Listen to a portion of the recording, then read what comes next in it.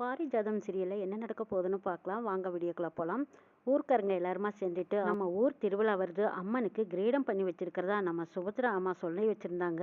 அவங்க இந்த நேரம் கிரீடத்தை ரெடி பண்ணி வச்சிருப்பாங்க. நம்ம போய் அதை முறையோடு வாங்கிட்டு வர்றது தானே வழக்கம். போயிட்டு வரலாம் வாங்கன்னு சொல்லி ஊர்க்காரங்க எல்லாரும் சேர்ந்துக்கிட்டு சுபத்ரா வீட்டுக்கு வந்துட்டு இருக்காங்க.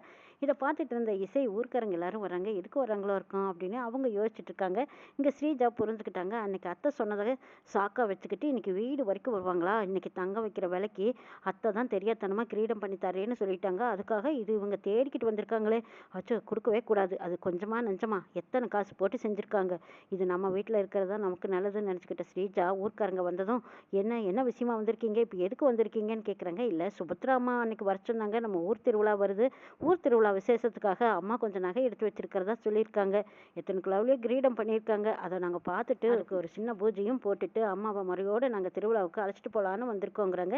இங்கே பாருங்கள், நீங்கள் திருவிழாவுக்கு அழைச்சாலும் சரி அழைக்கலைனாலும் சரி, ஆனால் அம்மா எந்த ஒரு உங்களுக்கு எதுவும் பண்ண மாட்டாங்க. நீங்கள் அப்படி எதிர்பார்த்து வரவும் வேண்டாம், நாங்களும் உங்களுக்கு பண்ணுற ஐடியாவும் இல்லைன்னு ஸ்ரீஜா மூஞ்சில் அடித்த மாதிரி ஏதோ சொல்லிடுறாங்க. இதை கேட்டு ஊர்க்காரங்க, என்னம்மா இப்படி பேசுகிற, சுபத்ரா அம்மா எப்படி பெருந்தன்மையாக நடந்துக்குவாங்க, நீ என்னடா நான் வந்தவங்களை ஏன் வந்தீன்னு கேட்குறீங்க, எதுக்கு வந்தீன்னு கேட்குறீங்க, இந்த மாதிரின்னு சொன்னால் அந்த வாய்ப்பு இல்லைன்னு சொல்கிறீங்க. இதை பாருமா, நாங்களாக தேடி வரல. சுபத்ரா அம்மா ஊர்க்காரங்க மத்தியில் எல்லாரும் முன்னிலையிலையும் அவங்க பெரும் போக்கான பெருந்தன்மையான பேச்சு பேசிட்டு வந்தாங்க. அதாவது சாமிக்காக அவங்க ஏதோ எத்தனை கிலோவிலையோ கிரீடம் பண்ணி வச்சிருக்கிறதாவும், அது அம்மனுக்கு அவங்களே கையால் சாத்துறதாவும் சொல்லியிருக்காங்க. அம்மா எங்களை மதிச்சு சொன்னதுனால அம்மாவை மதிச்சு நாங்கள் தேடி வந்திருக்கோம். நீங்கள் என்னடான்னா வேண்டான்னு சொல்லி விரட்டி அடிக்க பார்க்குறீங்களே, என்னம்மா நியாயம்? நீ முதல்ல சுபத்ராவை கூப்பிடு, அந்த அம்மா கிட்ட தான் நாங்கள் பேசணும்னு சொல்லி ஊர்க்காரங்க கேட்குறாங்க. அவங்க இங்கே இல்லை, வெளியூர் போயிட்டாங்கன்னு சொல்கிறாங்க. இப்படி பேசிட்டு இருக்கிறத பார்த்ததும் அந்த பக்கமாக இசை வர்றாங்க. வந்ததும் என்னங்க ஐயா, வாங்க உட்காருங்க, எல்லாரும் உட்காருங்க, அம்மா இங்கே தான் இருக்காங்க, நான் போய் கூட்டிகிட்டு வரேன். அதுக்கு முன்னாடி நீங்கள் பேச வந்த விஷயம் என்னன்னு கேட்கும்போது, இதை பாருமா, நம்ம ஊரில் திருவிழா வச்சுருக்கோம், அந்த திருவிழாவில் அம்மனுக்காக அம்மா காணிக்கையா ஏதோ கிரீடம் பண்ணி வச்சிருக்கிறதா சொன்னாங்க. பல லட்சம் மதிப்புள்ள அந்த கிரீடத்துக்கு நாங்கள் பூஜை போடணும். அம்மா கையால் அதை கொண்டு வந்து கோயிலில் வச்சாங்கன்னா அதுக்கு எல்லாரும் சிறப்பாக ஒரு பூஜையை போட்டுடலான்னு கேட்குறாங்க.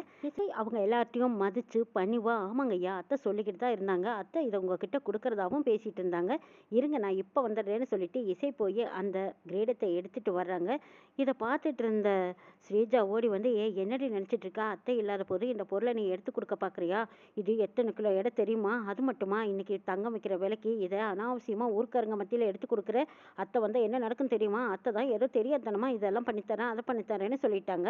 அதுக்காக இவங்களும் வந்து இப்படி சிரிச்சுட்டு வந்து முன்னாடி நிற்கிறாங்க. இவங்களுக்காக நீ இதை எடுத்து கொடுக்க போறியா, இங்கே பாடி இதெல்லாம் நான் எடுத்து கொடுக்க விட மாட்டேன், அத்தையே வந்து சொன்னாலும் சரி, இது இப்போதைக்கு நீ கொடுக்கக்கூடாது, மரியாதையே உள்ள வை அப்படின்னு சொல்லிட்டு இருக்கும்போது அப்போ இசை சொல்கிறாங்க, இதை பாரு ஸ்ரீஜா, நீ இந்த விஷயத்தில் தலையிடாத, அத்தை என்ன சொன்னாங்களோ அதைத்தான் நம்ம செய்யணும். ஊர்க்காரங்க மத்தியில் அத்தை வாக்கு கொடுத்துருக்காங்க, அந்த வாக்கை காப்பாற்ற வேண்டியது நம்மளோட கடமை. அப்படி இருக்கும்போது அத்தைக்கு எதிராக நீ இப்படி பேசுறது கொஞ்சம் கூட சரியில்லை.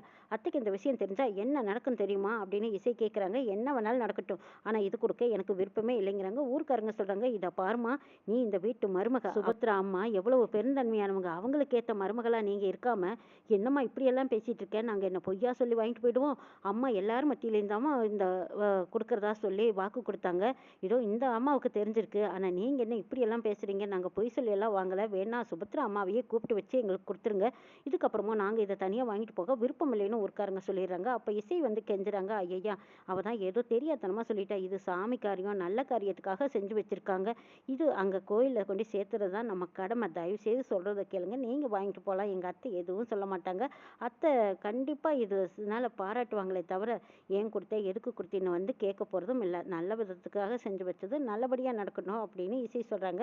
பாத்தியாமா, இதுதாம்மா சுபத்ராவோட மருமக, இப்படி தாம்மா இருக்கணும், அந்த அம்மாவோட எண்ணமும் குணம் புத்தி எல்லாம் இந்த பொண்ணுக்கு அப்படியே இருக்குது. இதை பாருமா இசை, சுபத்ரா அம்மா தான் பையன் விஷாலுக்கு ஒரு நல்ல பொண்ணாக தான் தேர்ந்தெடுத்திருக்காங்க, அவங்க வீட்டுக்கு ஏற்ற மருமகளாகவும் தேர்ந்தெடுத்திருக்காங்க. இந்த பொண்ணு இந்த வீட்டில் இருக்க வரைக்கும் இந்த குடும்பம் எப்பவும் செழிப்பாக இருக்கும், நீ நல்லா இருப்பேம்மா அப்படின்னு சொல்லிட்டு ஊர்க்காரங்க எல்லாரும் வாழ்த்திட்டு அந்த கிரீடத்தை வாங்கிட்டு போகிறாங்க.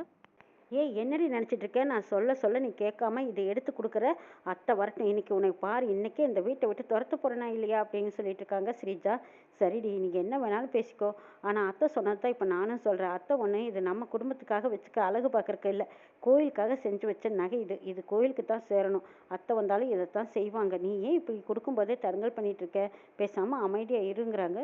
ஊர்க்காரங்களும் இதை பாருமா, இந்த பொண்ணு செய்கிறது தான் சரி. கோயிலுக்காக செஞ்சு வச்ச நகையை நீங்கள் வச்சுக்கணும்னு நினைக்கக்கூடாது.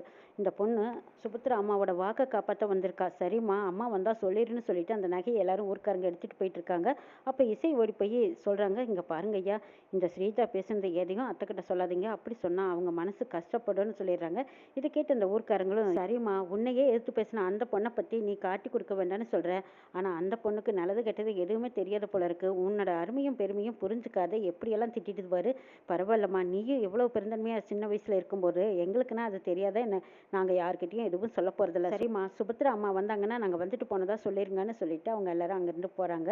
அப்போ சுபத்ராவும் கோயிலுக்கு பக்கமாக வந்துட்டு இருக்காங்க. வந்தவங்களை பார்த்ததும் அவங்க காரை நிறுத்தி இறங்கி, வாங்க ஐயா, என்ன இந்த வழியாக இந்த பக்கம் போய்கிட்டு இருக்கீங்கன்னு கேட்குறாங்க. அப்போ தான் ஊர்க்காரங்க எல்லாரும், அம்மா இப்போ தான் உங்கள் வீடு போயிட்டு இதோ இந்த தங்க கிரீடத்தை நாங்கள் வாங்கிட்டு வரோம். அம்மனுக்கு சாத்துறதுக்காக நாங்கள் வாங்கிட்டு வந்துட்டோம். இதை பூஜையில் வச்சு நம்ம உடனே பூஜையை போட்டுடலாம். நீங்கள் கண்டிப்பாக பூஜையில் கலந்துக்கணும். திருவிழாவிலையும் முன்னிலையில் நிற்கணும். உங்களுக்கு தான் பரிவட்டம்னு சொல்கிறாங்க. இதை கேட்டு சுபத்ராவும், ரொம்ப சந்தோஷங்க ஐயா, நான் இதை எப்போவே கொண்டு வந்து கொடுக்கணும்னு நினச்சிட்டு இருந்தேன். நீங்களே வந்து வாங்கிட்டீங்க, ரொம்ப சந்தோஷம் அப்படின்னு சொல்லிட்டு இருக்காங்க சுபத்ரா. அதில் ஒருத்தர் சொல்கிறாங்க, அம்மா, உங்கள் பசங்களுக்கு நீங்கள் கல்யாணம் பண்ணீங்க, அதில் நல்லபடியாக விசாலுக்கு தேர்ந்தெடுத்துருக்கிற பொண்ணு உங்களை மாதிரியே இருக்குது. குணத்துலேயும் சரி, பழக்கத்துலேயும் சரி, கொடுத்தல் வாங்கல்லையும் சரி, குடும்பத்துக்கு பெருமை சேர்க்குற பொண்ணாக தேர்ந்தெடுத்திருக்கீங்க. அந்த பொண்ணை எந்த வகையிலையும் நல்ல விதமாக பாராட்டுறோம் அப்படின்னு சொல்லி வாழ்த்துறாங்க. இதெல்லாம் கேட்ட சுபத்ராவுக்கு ஒன்றுமே புரியல. என்ன சொல்கிறீங்க, இசைவா சொல்கிறீங்கன்னு கேட்கும்போது, ஆமாம்மா, விசாலோட பொண்டாட்டி இசை தான் சொல்கிறோம். நீங்கள் கோயிலுக்காக செய்ய இருந்த இந்த நகையை அந்த வீட்டில் வச்சுருக்கீங்க. இது கோயிலுக்கு தானே நீங்கள் சொல்லிட்டு போனதை அந்த பொண்ணு புரிஞ்சுக்கிட்டு உங்களுக்காகத்தான் அத்தை வெயிட் பண்ணிட்டு இருந்தாங்க, உங்ககிட்ட கொடுக்க சொல்லியும் சொல்லியிருக்காங்கன்னு சொல்லி அந்த பொண்ணு பெருந்தன்மையாக எங்களை பார்த்ததும் எடுத்து உங்கள் பேரை காப்பாற்றி கொடுத்தது. அதே மாதிரி இன்னொரு பொண்ணு இருக்குது பாருங்க, அது ஏன் கொடுக்கணும், எதுக்கு கொடுக்கணும், இவ்வளவு விலையும் நகையும் போட்டு உங்களுக்கு எதுக்காக கொடுக்கணும்? அப்படியெல்லாம் கொடுக்க முடியாது. அத்தை தான் தெரியாதனமாக சொல்லிட்டாங்கன்னா அதுக்காக நீங்கள் இங்கே வந்து நிற்பீங்களா? அப்படியெல்லாம் நிற்கக்கூடாது. கிளம்புங்க கிளம்புங்கன்னு அந்த பொண்ணு என்னன்னா, நாங்கள் வீட்டுக்கு போயிருக்கோம், எங்களை விரட்டுதுன்னு சொல்லிடுறாங்க. போட்டு கொடுத்ததும் சுபத்ராவுக்கு அப்படியே ஸ்ரீன்னு கோவம் வருது. ஸ்ரீஜாவா இந்த மாதிரி பண்ணுனா, இத்தனை பேர் மத்தியில் என் பேரை கெடுத்துட்டாளா? அவள் இருக்கட்டும், நான் போய் பேசிக்கிறேன்னு நினச்சிக்கிட்டு சுபத்ரா சிரிச்சுக்கிட்டே, சரிங்க ஐயா, இசை எப்போவுமே கொஞ்சம் நல்ல விதமாக தான் பார்ப்பா, நல்ல விதமாக பேசுவா, எல்லாத்தையுமே மதிக்கிற குணம் அவளுக்கு இருக்குங்கிறாங்க. ஆமாம்மா, 100க்கு 100 உண்மை.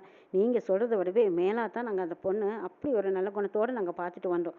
அந்த பொண்ணையும் கண்டிப்பாக கூட்டிகிட்டு வந்துடுங்க. அவங்க கையால் இந்த கிரீடத்தை தொட்டு கொடுத்தா அவங்களுக்கு நிறைஞ்ச ஆசீர்வாதம் உங்கள் குடும்பத்துக்கும் செழிப்புன்னு சொல்லிட்டு போகிறாங்க. சுபத்ரா கோபத்தோடு திரும்பி வீட்டுக்கு வராங்க. வந்ததுக்கப்புறம் இசைக்கிட்டையும் ஸ்ரீஜாக்கிட்டையும் என்ன நடந்ததுன்னு கேட்குறாங்க. நடந்த விவரத்தை சொல்கிறாங்க. ஸ்ரீஜா, அத்தை அத்தை, என்ன நடந்தது தெரியுமா? நீங்கள் பீரோவில் வச்சுருந்தீங்களே கிரீட நகை, 70 கிலோ தங்கம், ஒரு கிரீடத்தை அப்படியே தூக்கி ஊர்க்காரங்க கையில் கொடுத்துட்டா. நீங்கள் வரட்டும்னு நான் சொல்லி பார்த்தேன். ஏன் சாமி காத்திருக்காதான்னு கூட கேட்டேன். இந்த இசை இருக்கா பாருங்க, அவள் தான் அப்படியே கிரீடத்தை கொண்டு போய் அவங்க கையில் கொடுத்து நல்ல பேர் சம்பாதிக்கணுங்கிறதுக்காக உங்கள் பேரையும் டேமேஜ் பண்ணிட்டாத்தே அப்படின்னு சொல்கிறாங்க ஸ்ரீஜா. இதை கேட்டதும் ஸ்ரீஜாவுக்கு ஓங்கி பலார்னு ஒரு அறை விழுது.